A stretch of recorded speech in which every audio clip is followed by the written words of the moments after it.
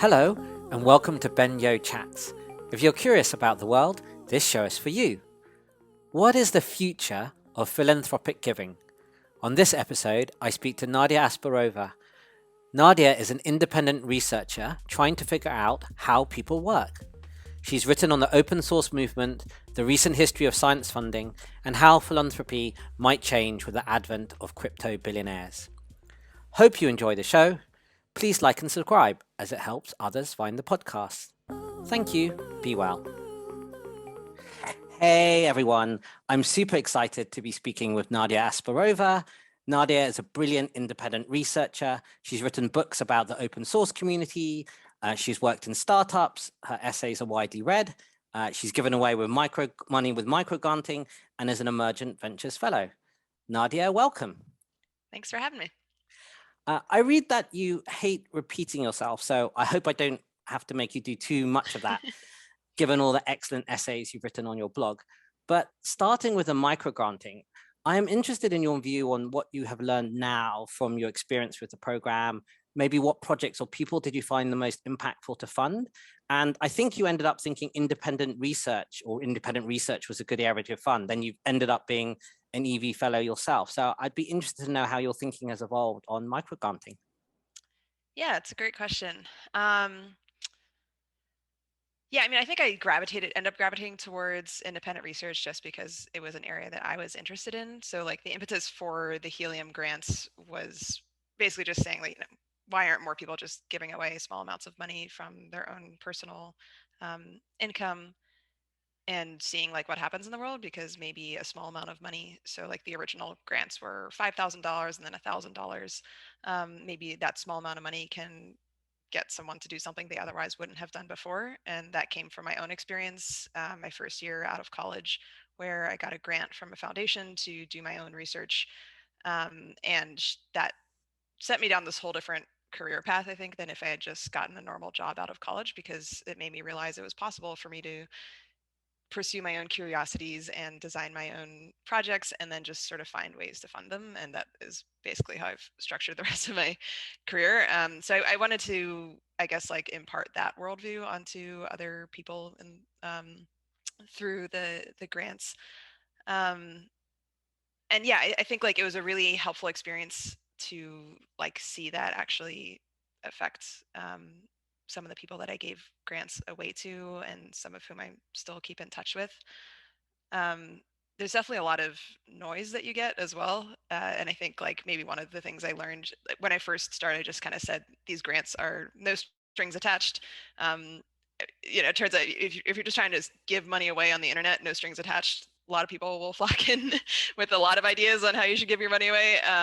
And so I think maybe starting from that sort of idealistic position of like, I just want to fund your great ideas, to having to narrow it down a little bit more just to sort of manage the inflow of applications that I was getting, and just help set, help set the right tone, because I in the end I realized that even though I wanted to be as wide reaching as possible, like I am only human. I'm the person processing the applications, and there are things that I prefer to look for or not look for, and so it's I don't want to waste other people's time either.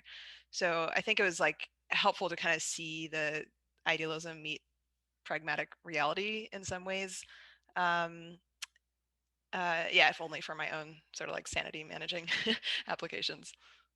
Sure. How many did you get in, I don't know, a 6-month period when it was full Oh flying, or even gosh, a year, like a couple of I hundred type of thing? I don't. I'd have to go back and look at the numbers. It was definitely in the thousands. In the thousands. And Wow, then that's the price of being a bit too famous. yeah, Um, I mean, I didn't even really expect it. Like, I think the first time I posted it, there weren't really that many other microgrant programs like that at the time, I think. And so I got a lot of inbound, and then I just set up a mailing list, and then would sort of like ping people. I ran it quarterly, I think, and had a rolling application. Um, and yeah, it just got to be a lot to manage. And then I would also, I only had so many grants to give away, so I think it's it's good on the other end to sort of help set expectations and yeah, just like kind of manage who's coming in. sure. I don't think Tyler Cowen's Emergent Ventures gets like thousands, or at least didn't in maybe its early days. It probably does now. I'm interested, how did you find the experience being, I guess, on the other side applying for, I guess it's a little bit bigger than a microgrant. And maybe my second part to the question is, obviously Tyler with Daniel Gross has written this book on interviewing and talent and questions. But what question would you ask Tyler if it was the other way around and he was applying for an EV grant? Ooh, I have to think about that one.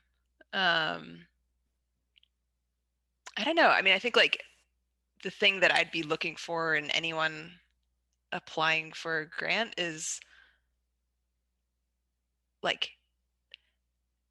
it should be something that is tickling your curiosity so much that you just like, I mean, there are a lot, I guess another way of saying this is there are a lot of things you can do with your career that pay a lot more money than getting, like, I feel like grants are there to sort of fill a little bit of a gap where you can't really, there's no other sort of path for you to figure out how to scratch this itch or go down this little, rabbit hole that has just been sort of like bugging you for a while, whether it's a side project or whether it's a full-time thing. Um, and yeah, like I think seeing evidence of that in someone who's applying for a grant, regardless of what the grant is what kind of tips me over the line of like, oh, this is something you've been thinking about for a really long time, and this grant is going to help get you over the line. And it's often like one of the things that was surprising to me about Helium grants, at least, was it's often not even about the money itself. I've heard some people say that about Emergent Ventures as well, who've received grants. And that's probably true for myself as well, where sometimes it's just about getting external validation or giving you an excuse to think about something that on your own it kind of gets relegated to the bottom of your to-do list or something like that. And so yeah, it's often like strangely not even really about the amount of money that's being given. Yeah, someone's telling you like your idea is valuable, you're not Yeah. crazy, we back you, you should go for it. I think there is a lot of truth to that. I think I would maybe ask him one of his own questions about what his most irrational thought that he might believe to be true is, but it is quite interesting on that. Um, your recent essay, Ideas Machine, looks at effective altruism, EA, and philanthropic given. Um, I have a question from Tyler on this a little bit before we get into the EA. And his question is, how are crypto billionaires most likely to change charitable giving, EA aside?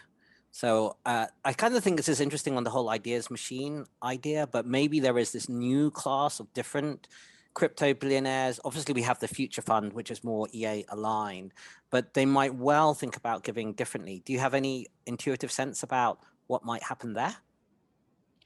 Yeah, definitely. Although I think I could probably talk about this quite at length. Go for it.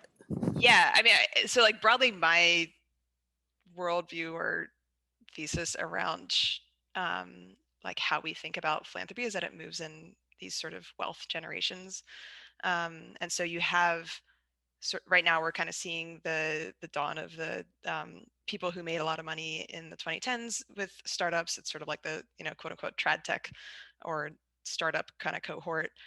Before then, you had people who made a lot of money in investment banking and finance, and sort of like the early tech pioneers.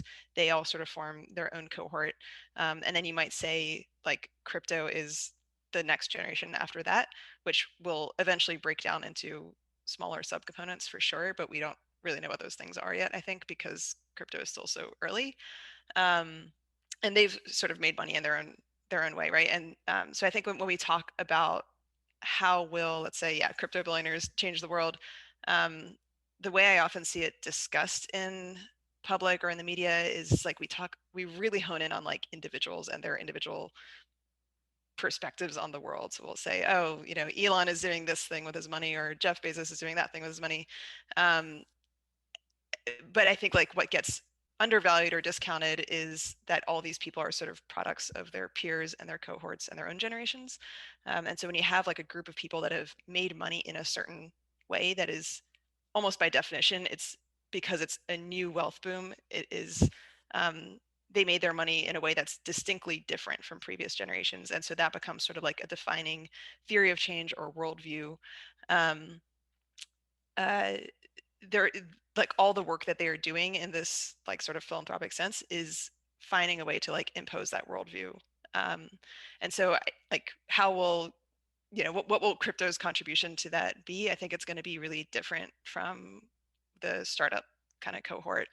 And there are a lot of I've written about this a little bit, and I can go into it as well if you'd like. But for example, like I think the trad tech cohort is much more interested in finding and uncovering top talent and in the sort of like meritocracy worldview where you have these young unproven founders that went on to start companies that rivaled or took down these huge legacy institutions, and like that really shapes the view of that sort of like startup Y Combinator kind of generation, where they saw over and over again that um, you can see someone who may not have a ton of experience in a topic, but it just has like the right combination of ambition or grit or like seeing the world a certain way, and they can like take down these big legacy institutions. Like that's really what defines that cohort.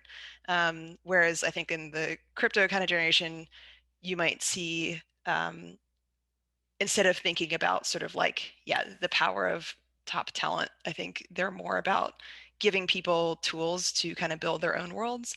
So it's a lot more diffuse. I don't think it's really about going toe to toe against legacy institutions in the way that trad tech is kind of more obsessed with.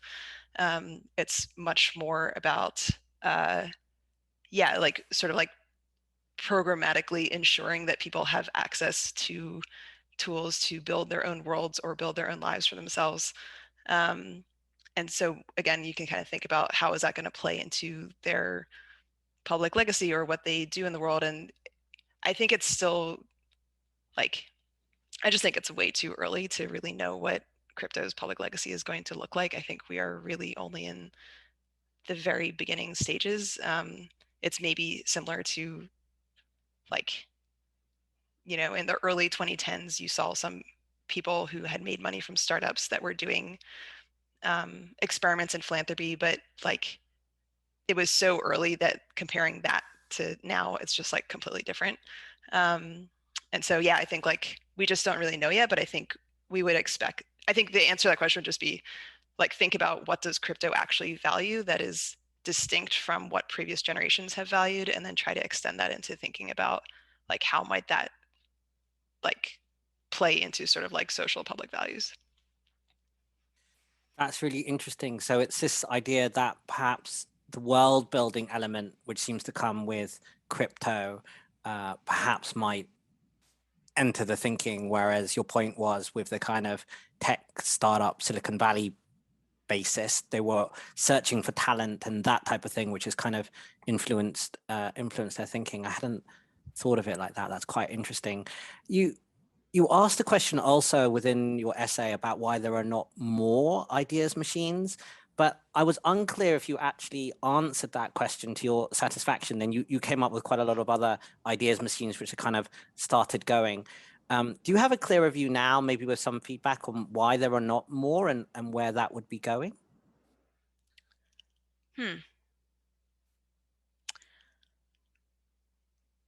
Yeah, I mean, I guess like, and part of the impetus for that essay is that I think to some extent, um, effective altruism has had a little bit of a monopoly on idea machines. Um, in that, like, yeah, if you are someone who has an interesting idea that doesn't quite fit into the, typical sort of startup machine, if we can call it that, the only place for you to go is effective altruism, and try to convince them that like your cause is interesting.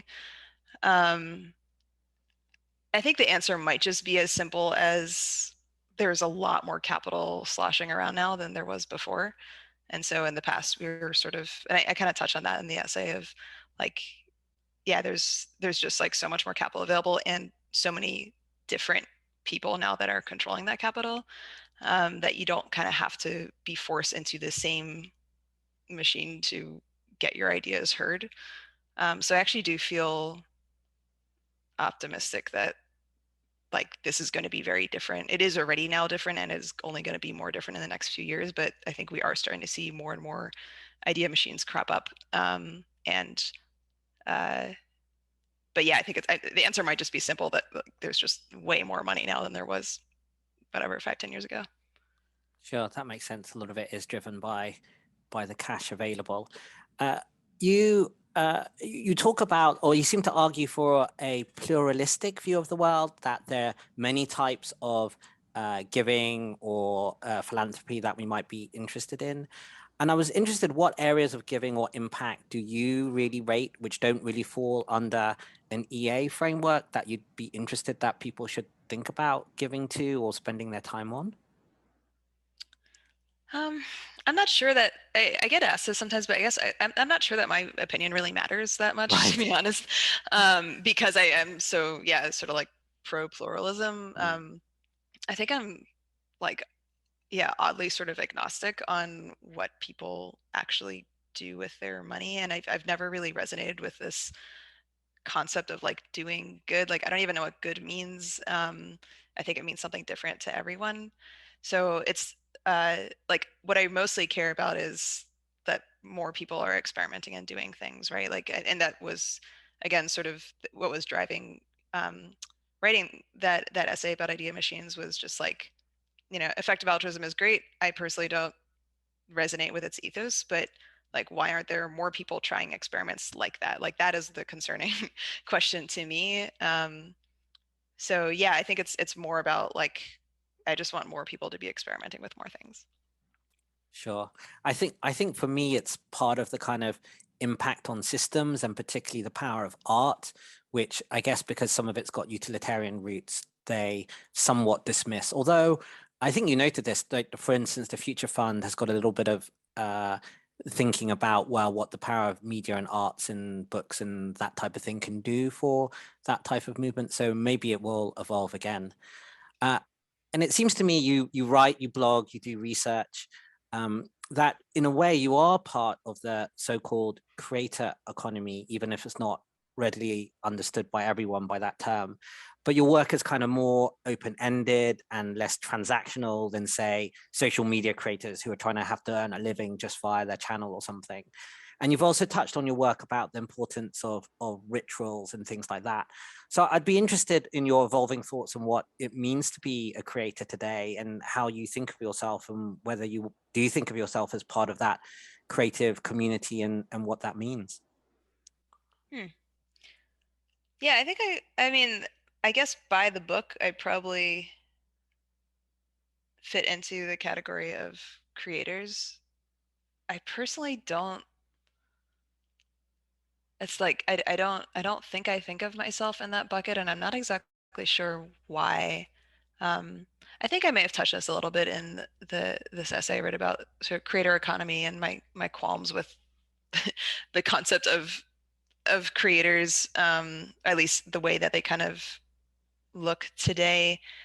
Uh, so like, people will call me a writer, for example, and like I don't really identify with that term either, because I think it feels like this terminal state of like I exist to write, versus I just think of myself as someone who's just driven by curiosity and I want to explore things. But I also like for me, the writing and the research is all about trying to understand a question that has been bugging me for a really long time.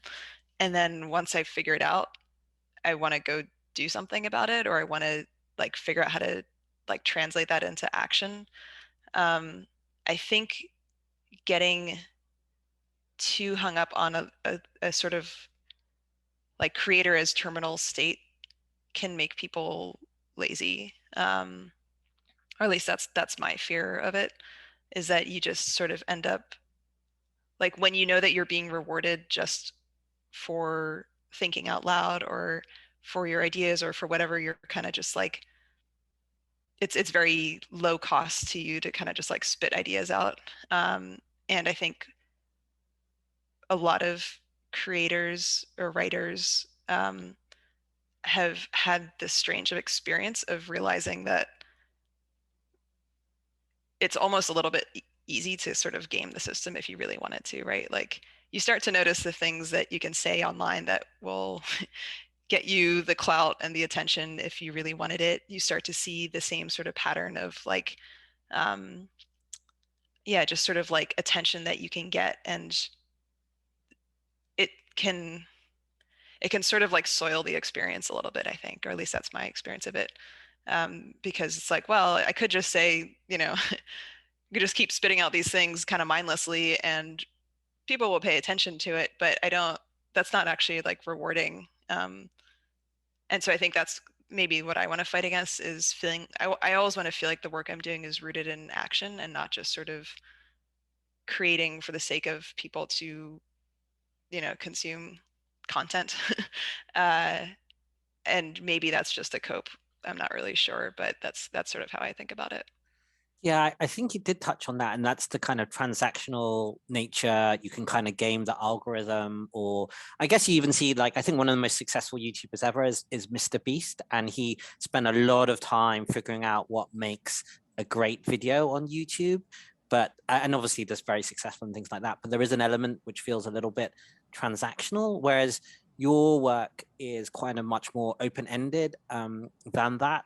But I do think that if you kind of consider, well, writing or being, say, an essayist, you do write essays and they are wonderful and thought-provoking and all of that. So I think in some ways that is what it means to be a writer, even if you haven't got the transactional part of it. And maybe, like you say, you've kind of gone down a not quite patronage, but like a grant fellow type route in order to keep that that thing alive, rather than having go a more transactional. And I think it's interesting because it seems to me that it's almost a thread that you can pull out from maybe some of your thinking around open source communities and being around that for so long.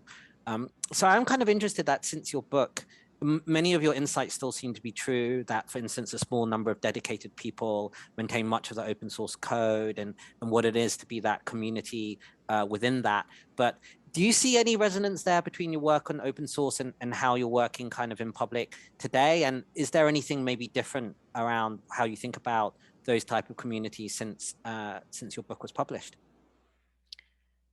Yeah, no, I definitely see there are parallels between how open source works and how creator economy more generally works, which was part of the impetus for writing the book.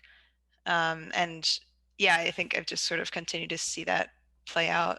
Like a huge thread that had not quite fully hit its stride at the time that Working in Public was published was just sort of the explosion of Web3 and DAOs and like all these sort of like new experiments in um, like organizing creativity, I guess.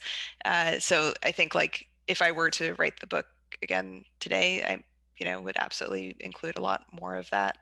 There just weren't as many examples to draw from. I don't think Web3 even was a term people were using by the time that book was published. So it's been cool to see it play out in all these different ways that I had not even fully covered in that book. But I still think like open source as um, a north star for me of like something that has been around for a while and that we have had the chance to see play out for, let's say, 20 plus years, is a really just like, yeah, helpful example to make sense of everything that's happening right now and all these different new incentive models and ways of people, yeah, getting paid and doing things. In terms of its relevance to my own life or my own work, yeah, I mean, I think even probably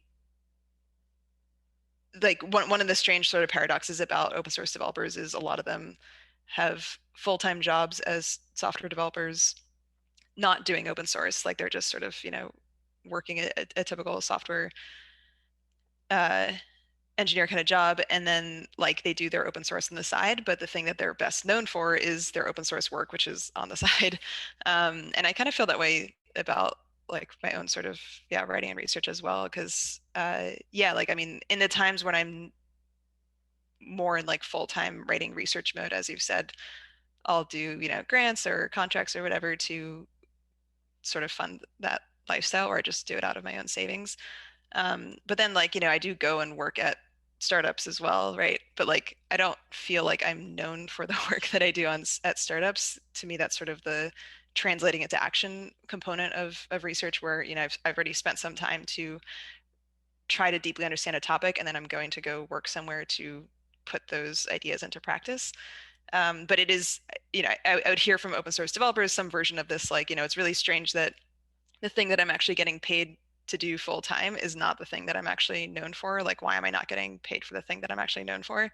And I think I feel that way a little bit too around, um, yeah, like I don't think people associate me with being a product manager at a startup, for example. Like they associate me with like the work I've done that I don't necessarily get paid for. That is like writing on the side or the periods in which I'm doing research. Sure. How did that contrast with having a more regular? Because you did work for a startup, well, I guess not too startup for a time. I guess you found that fulfilling, but in a different way. But actually, independent research is kind of where it went for you.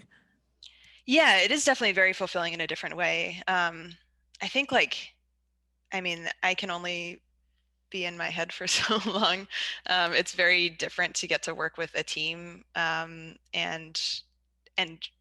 like in every case where I've gone to work at a company, it's also this really wonderful, like, you can kind of sit in a corner and say, I think the world should work like this. But then when you're actually trying to make the world work like that, you will hit, harsh realities of why things don't work the way that you expected. And I think it's really good. Like, and I've noticed this pattern in other independent researchers that I know. Like, I think a lot of the reason why people who become independent researchers, like the reason why they don't go into academia is because academia is much more sort of sequestered away from practice. Like you really are spending time in like the system of ideas, and you don't get the chance to really translate your ideas into practice. You're just like fully on like academic mode. Whereas with independent research, you actually have the opportunity to just sort of like build your life the way that you want, right? And I've noticed that other independent researchers who are also very interested in this idea of like both research married with practice, and that definitely is something that I care a lot about too. And so, yeah, I think like being able to work at a company and sort of see your ideas play out and realize like why certain things don't work the way that you expect, or oh yeah, that definitely works the way that I expect, or whatever it is. I think that can be very rewarding. And then yeah, again, just sort of on the personal level, just being able to work with people and collaborate with people in that way is yeah, just being part of a team. Shipping things can be really satisfying. All of that is very fulfilling in a different way. Cool. Yeah, that's kind of really interesting seeing that balance all those differences. And I guess it's part of like the pluralistic view of life that you can get, you know, different things from different areas all at the same time. Great. You created a personal reflection on faith with Henry Ju on a podcast where I think you concluded that maybe you had a little bit more faith or call it spirituality than perhaps you thought you had. Have your feelings around faith changed since then? And what does faith mean? Or perhaps in a pluralistic view, some of the stuff that you might not think rationally in the mathematical world now mean to you? So I was, yeah, just talking about this with my husband this weekend. Yeah, I mean, I think I like some aspect of that has not changed in the sense of, yeah, I think I'm very driven by and interested in the things that are sort of ineffable in the world. Um, I always think about my friend Michael Nielsen, who I think this used to be his Twitter bio. I don't really know why I associate this phrase with him, but maybe it's still his Twitter bio, searching for the numinous. And he's, I think, similarly just sort of, yeah, looking for that thing that creates that feeling of maybe being touched by God or having yeah, just like a moment that a strong feeling that you don't necessarily know how to explain. Let's put it that way. And I think that drives a lot of people who are interested in science and technology as well. Like, I think there's this false divide that is placed between, let's say, science and art or science and religion. But a lot of scientists that I know are like deeply moved by something spiritual or this sort of like wonder about the universe. I don't think that's universally true, but I think it's more true than than it may often seem. And I feel like that drives so much of my work of like when people sort of ask, like why, I don't know, like why do you choose the topics that you're interested in, or how do you know like what you want to pursue in research? Like I never have a great answer to that. To me, it's just sort of like I have such a strong feeling, or this thing is sort of like gripped me or taken a hold of me, and like I have to just follow it to the end. I don't even have a choice in the matter.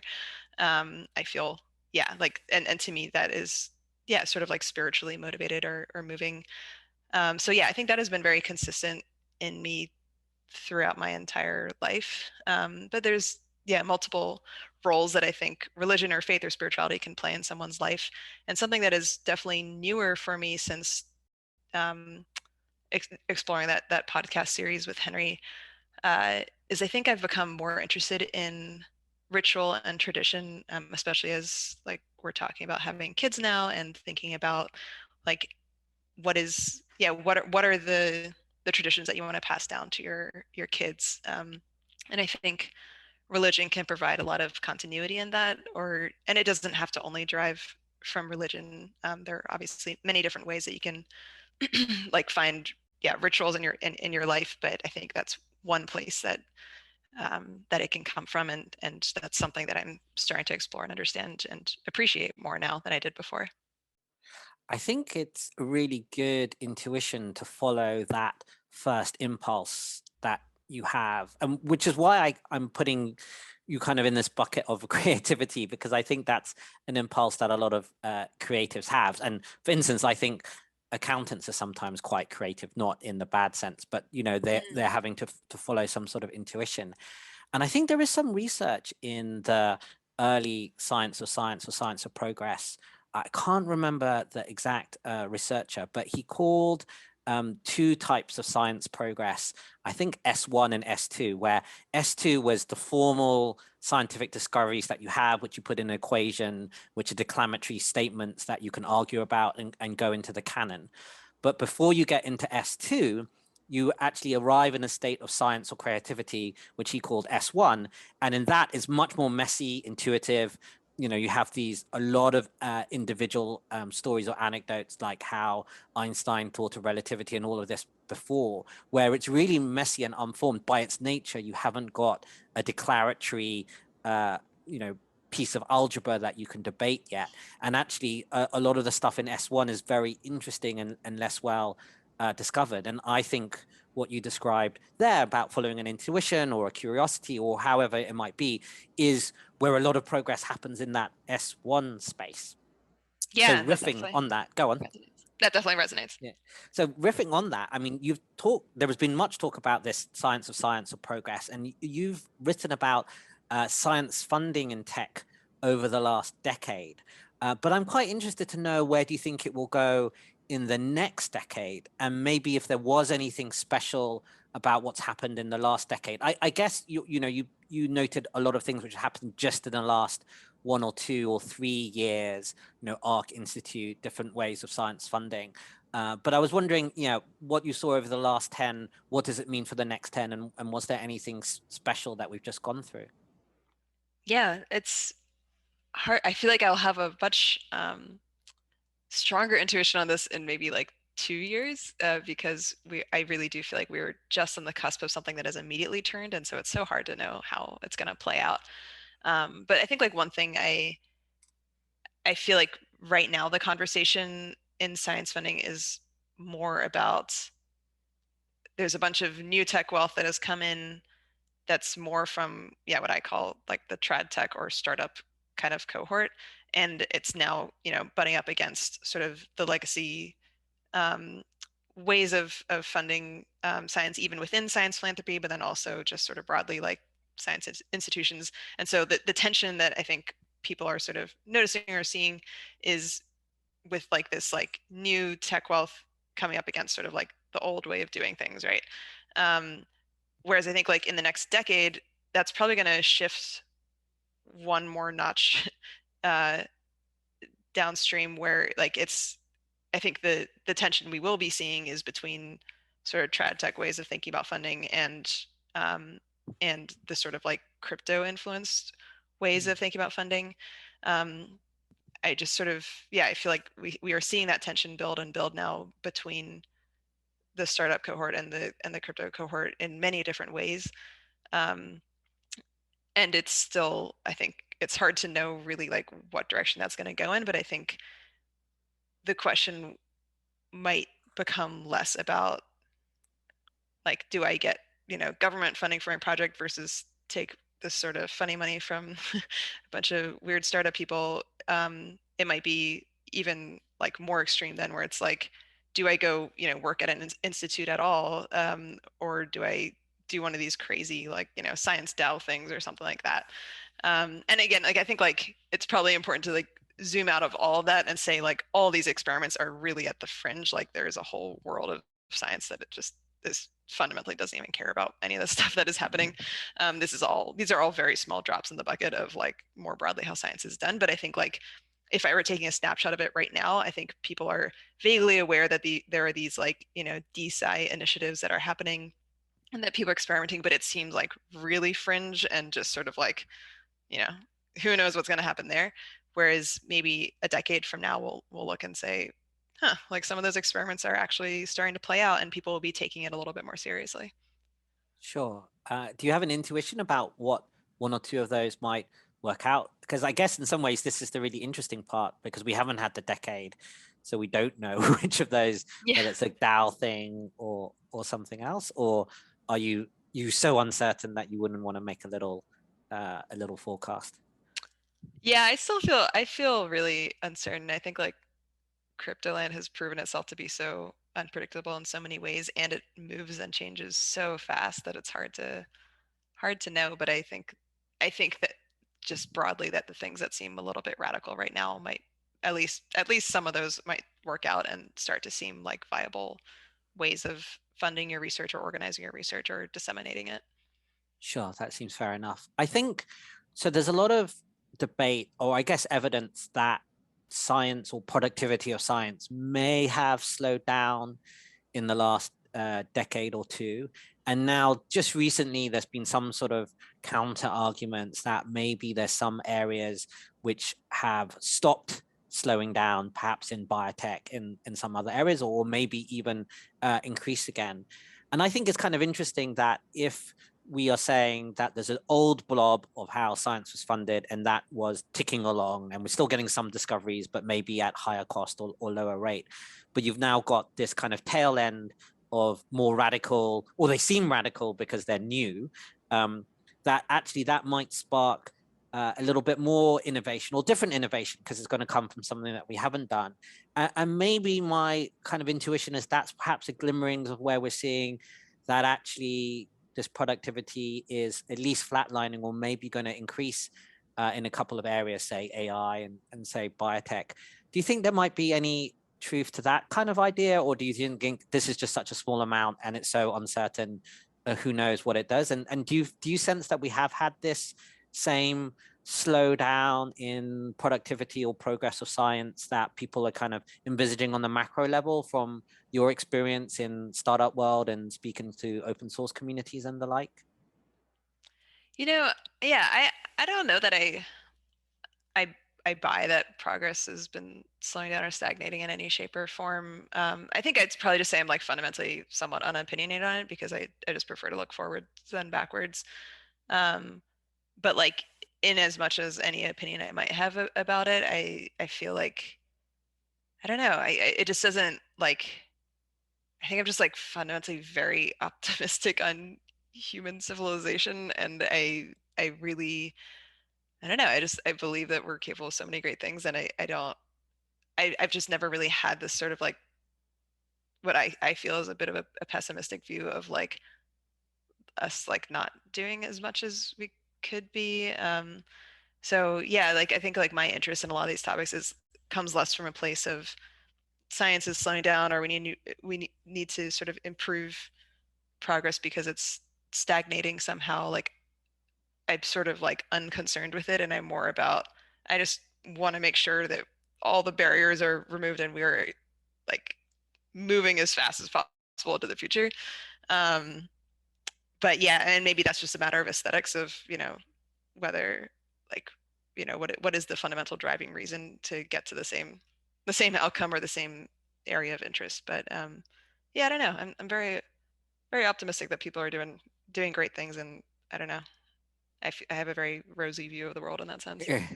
Well, someone told me there's a quote that something like pessimists never build anything.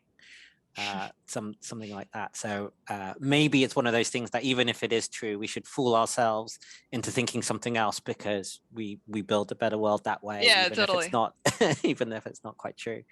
Yeah. I was intrigued by something you wrote about how you were vegetarian and then not.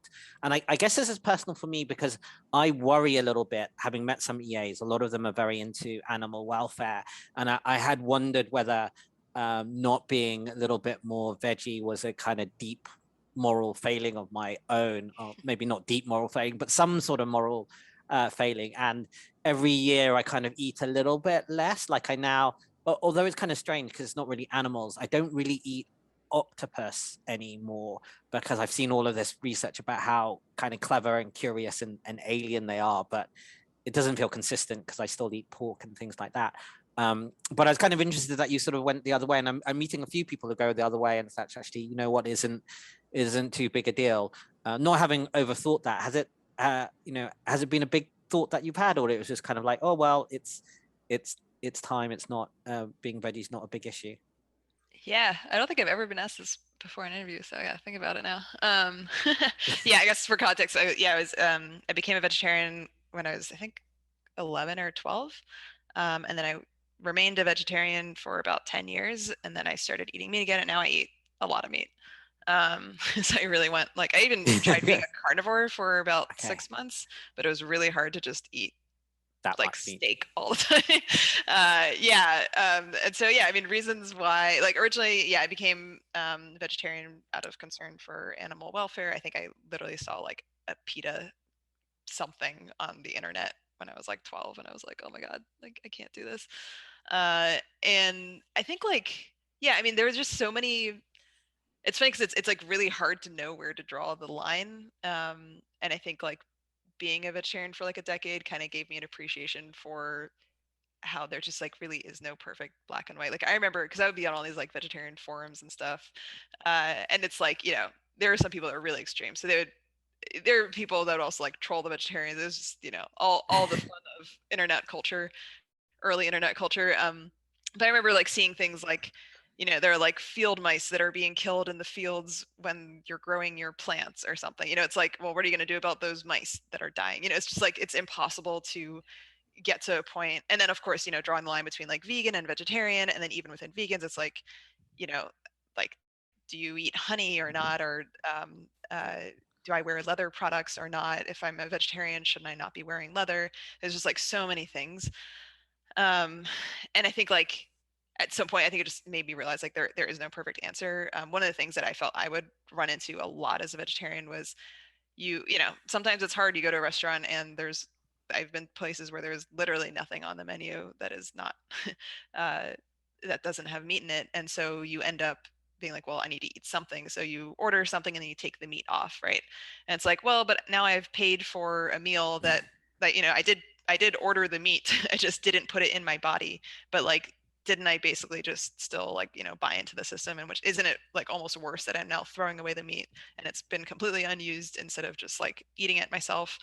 Um, yeah, so I felt like there were just like so many nuances, and I think like my interest in starting to eat it again, I was just kind of like, well, maybe I can for what I mean for so yeah, I started eating meat again when I was whatever, like maybe 10 years later, but then it was like a very, very slow reintroduction of meat. I had this thing where I was like, for most of that time, I think I was like, I have like a meat of the month where I like eat meat once a month and have it just kind of be like a special kind of treat, or like, I will eat it in this situation where I know that the animal was treated really well. I have very high bar for like the meat I'm going to eat. And then I was like, only eating seafood, and it was just sort of like, yeah, then slowly, slowly, slowly. I still don't really eat pork very much. And also just like I didn't grow up eating very much meat, I guess. So like I still am a little bit, I don't eat like tons of certain kinds of meat and things like that. But yeah, I don't even really know where I'm going with this. But now I'm just kind of going down memory lane on vegetarianism. But I just think that, I guess maybe like the TLDR is like it's pretty gray and pretty difficult, I think, to have a perfect answer, to live this like perfectly moral, like animal cruelty free life. Like everything is tied to everything, and everyone needs to figure out where to draw that line for themselves. And for me, like my personal like health improved drastically when I started eating meat again, and so I felt like that was the best choice for me.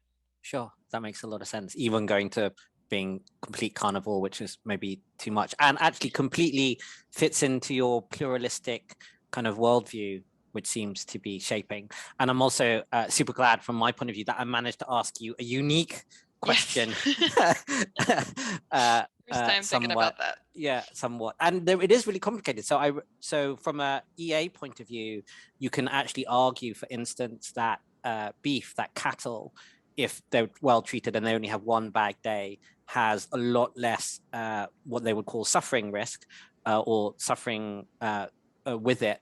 On the other hand, environmentalists will say, well, we have a lot of beef consumption, again, depending on how you do it, that's very bad for methane and stuff like that. So it's a tricky individual trade-off, like you say. Yeah. Maybe sticking slightly with the personal as well on this one. I picked up that it seemed to be that your grandmother was quite important in your life, or at least seems to have been an influence about where sort of she came from and what she was doing. I was wondering whether you had a reflection on what she might have taught you, or that feeling of what you learned from knowing about your grandma's life. So my grandmother actually died before I was born, so I did not meet her at all. But the stories I know of her are through my father, her son. Um, yeah, I guess I hadn't really thought about it, but like there's sort of like the stories that get passed down throughout a family, of course. Mm-hmm.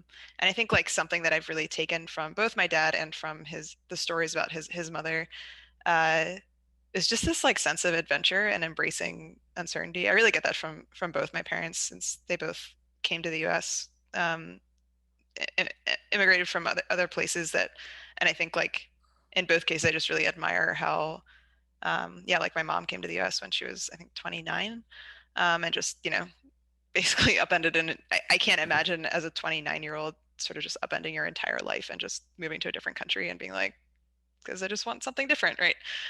Is, I think, pretty cool. And my grandmother, similarly, my dad's mom.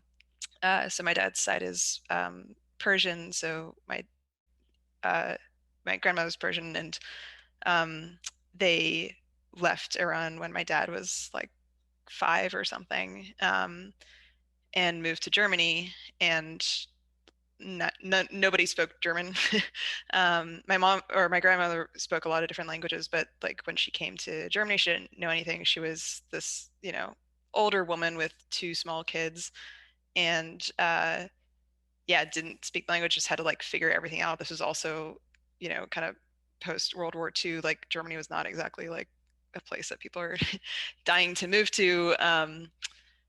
And she just sort of, at least the way that my dad has sort of told stories about her and my relatives, like she kind of just like embraced it and was like, yeah, I don't know, just I'm gonna watch a lot of German TV, I'm gonna try to make German friends, and just like figure out how to speak this language. And at that point, she must have been in her like late 40s, I want to say, um, mid to late 40s. And so again, just sort of imagining, I think this theme has actually persisted throughout a lot of my parents and my extended family, just because, immigrant life, people's lives get upended by revolutions and things you don't really expect.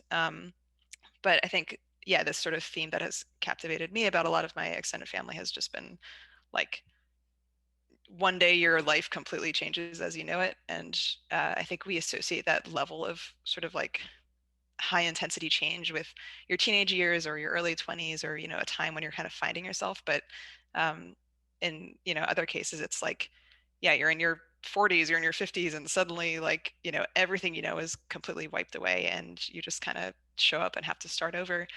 And just embracing that uncertainty with this cheerfulness and saying, I'm just going to figure it out. That's the way it is. I think that's a perspective that I really cherish and want to, yeah, embrace in my own life. Like anytime my life has seemed hard or like something, there's something very, yeah, there's just been like a lot of change happening in my life. I just kind of think about some of my other relatives where I'm like, they have been through way worse and they got through it and it was fine. So I'll be fine too. Yeah, I think that family folklore, the stories we tell ourselves are really important in shaping how we are. And I did wonder about that because of coming through that. So is there a Zoroastrian influence running through your family as well then? There is not. There is not. Okay. Sometimes there is. I would said, do you want to play a short overrated, underrated then? Maybe perhaps in honor of Tyler. I have a few things for that. And then we'll just have a couple of questions. Sure, sounds good. Sure. So you can pass, overrated, underrated, or you can just make some sort of comment. A couple of those we've already touched on. We'll start on the big one, I guess. Effective altruism, overrated or underrated? Ooh, that's a tough one. I think it's both underrated and overrated, so it's just kind of a cop out. But if I really had to pick, I'd actually probably say underrated. Yeah, I think you could get there. It's probably underrated by those who don't know anything about it, and maybe a touch overrated if you are very deeply in it or something like that. How about Miami? Overrated or underrated? Ooh, wow. I guess I'm not very good at this game because I'm gonna just probably say both underrated and overrated for everything. Yeah, I think it's underrated as a real city. I think people associate it as like a party city, and I do not have that relationship with Miami at all, and I love it here. Um, yeah, I'll just keep it at underrated. Why Yeah, not? maybe underrated, right? Yeah, maybe actually just underrated. Maybe we can do. Is it? I guess it's underrated, maybe compared to San Francisco, or are you putting them in an equal bucket? That's where I feel like they're just kind of different. Like I Different. don't think I have the same sort of like density of like, I mean, nothing will, now I'm going to sound like an old person, but I'm just like, nothing will ever really compare to like 2010's San Francisco. That was just such a special time. I don't know that Miami is quite there yet, but I do think it's a really wonderful place to live, and it has a reputation for being a party capital, which I, again, just completely don't relate to at all. I love Miami because it's filled with sunshine and it feels very restorative and peaceful to be here. Yeah, and that's the thing about cities and places. It's also time and place, and then actually, it's probably time and place and people. In fact, I think you've mentioned something, and I think it's really true now that we probably are somehow underinvested in being close to our close friends. I think of this now. I'm in my 40s, and I kind of feel like I would really love to be in walking distance of, a handful of my close friends, and we are not because of the way life has come about. But it seems to me that that's often the case, and that might be perhaps a moderate mistake that we somehow all make. Yes, definitely share that. So underrated, overrated, crowdfunding. Crowdfunding. Ooh, I do think crowdfunding is overrated.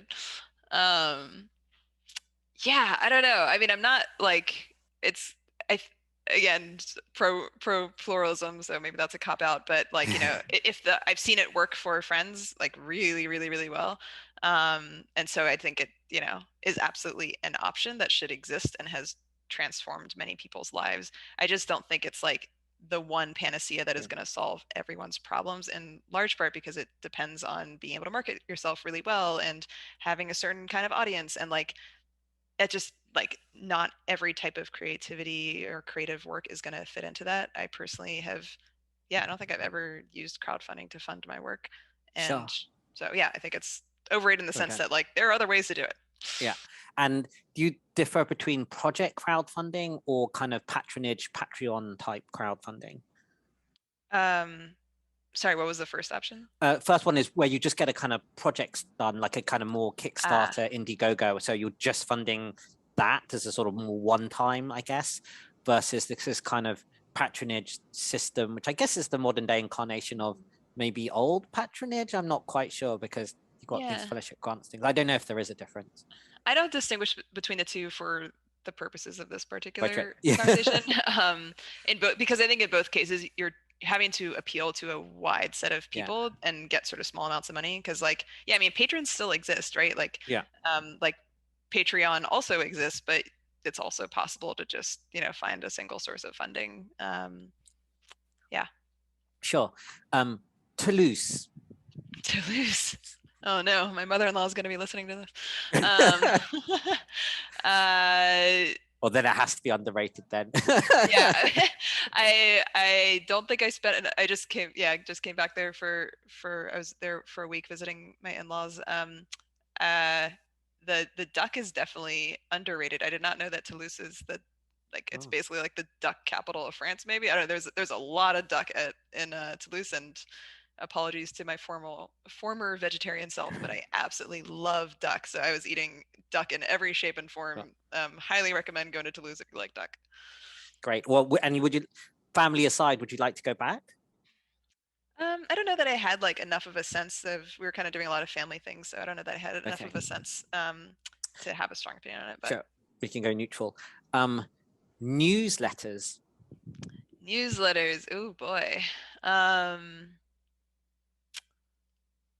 Maybe similarly, at this point, I think they're just rated. Right. Neutral. Fair enough. Yeah, I would have said they were underrated maybe 2 years ago, 3 years ago, and now I think they're appropriately rated. Yeah. That feels fair. I still think they're underrated by the median person, but then I'm quite. Yes, Uh, I actually, yes. started. I started blogging in the first golden age of blogging, and I still kind of really miss that. And newsletters are sort of a riff slightly uh, on that. Those were the days of blogger and kind of things like that. Okay, maybe last fun one. Katy Perry. Katy Perry. Oh boy, I don't know if I've thought about Katy Perry in quite Well, some time. yeah, you compared her to Mark Rothko. That's where this comes from. I'm vaguely remembering. I do a lot of the downside of putting a lot of your life in public is then you say things and you're like, oh geez, did I say that? I did say Yeah, that. you can move on Oh from it. yeah, I did. I remember saying this now because yeah, it's saying that sort of like people will look at Mark Rothko and kind of be like, I don't understand this guy's work. It's just like a canvas that is entirely black or something. Like where is the art in that? And yeah, similarly with Katy Perry, although now probably updating those cultural references to someone more recent. But people look at, let's just say, any sort of like pop star and kind of be like, where is the art in that? But I think making it like simplicity often sort of hides a lot of the complexity and a lot of the work that had to go into making something look that simple. Yeah, I think there's a lot of hidden art behind it. So yeah, I'll go with underrated. Right. Yeah, I think that's really interesting, and that's why I kind of don't worry about the future of art in a kind of digital world, because art there's a big bunch of art. I don't know quite how much the percentage is, but it's representative. Like you have Duchamp's toilet, right? It's raising all sorts of other things behind the actual surface object. And I don't know Katy Perry's work that well, but I could see similar, that there's a whole creative production, what it means in the world, and that which is beyond just the kind of surface, sings and songs and things like that. Mm-hmm. Great. Okay, so just final 2 or 3 questions. What do you think is something that you might understand or you think about the world that perhaps others do not? Ugh. I'm all sort of, yeah, terrible at these fun thing questions because I feel like my brain always wants to go into like a lot of different directions. Um, I don't know that I have any sort of unique insights on the world. um, Really? but Fair enough. but I'll say like something that defines how I think. I guess like I just, yeah, maybe I think I just like tend to live a lot in the nuance of Mm-hmm. things, and tend to resist like oversimplification of the way the world can be. And I think a lot of new ideas and a lot of creative work like lives at the intersection of, and you see this over, this is not an unusual statement, like but you can see over and over again like a lot of creative work comes from sort of like mixing domains or having inspiration from like these unlikely places, and you kind of combine it with a different idea, and like you're just mixing and remixing ideas, right? And so I think it's just very, very important to, yeah, remain in that sort of like nuanced, open-minded kind of place, because that's where all the unexpected ideas are gonna come from. Sure. I think that's maybe not absolutely unique, but I'm not sure everyone thinks like that. And I mean, you have already, I think, quite a significant, interesting body of work where you have made some of these provocations and you go into things some in depth and now doing independent research. I think that's a particular form of brilliance. So last two questions. What is there any future projects or future thinking you'd like to share? Ooh, I don't know if there's anything I'm ready to share yet. In addition to sort of the interest in, yeah, looking at kind of these new generations of wealth that we've talked about. I've had a couple little like side projects on the brain. I have this piece I've been meaning to write about anti-memetics and sort of, I don't know if that's like a topic you've come across, but like That like memetics anti-Girard? being a lot of it has been driven by this I guess I'd call him sci-fi author, Quantum, who wrote this book about anti-memetics, and there's a whole, yeah, like that was at least my first exposure to it. But the Hmm. idea that like memetics being ideas that spread virally, and anti-memetics are, or an anti-memetic idea is something that is very compelling but resists being shared. So like taboos, Oh, for example, would be an example of something anti-memetic.